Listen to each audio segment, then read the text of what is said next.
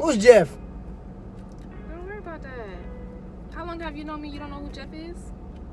That's my cousin. Adan rachot la?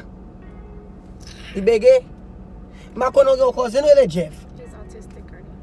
Oh, pardon. Now get out my phone.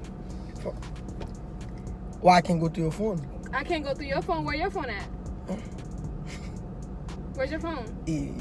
Mba ado. Ado kembel mwen. Yeah, what a coincidence. Now give me my phone.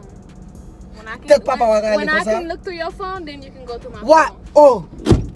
I pay your phone bill. Who buy? That don't matter. It Who don't pay? matter. It doesn't matter. It matter. It does not So matter. why you want to go to my phone? There's something in there for you?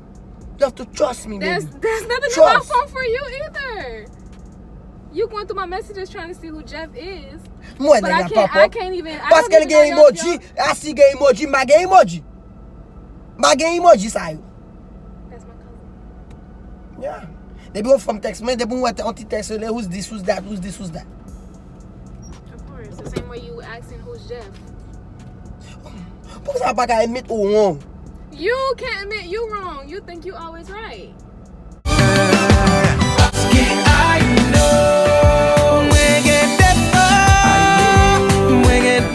I know. And my vision get to the oh baby, I know.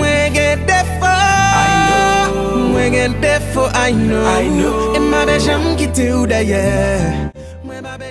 Paske I know. Nah, you know who get there for. Kung get there for. Esa mwen wè ya fucking myself. Mwen ta mabake. Mwen ta tell you the truth now. Now, when we tell you the truth, what fit this one? Get out. Get out.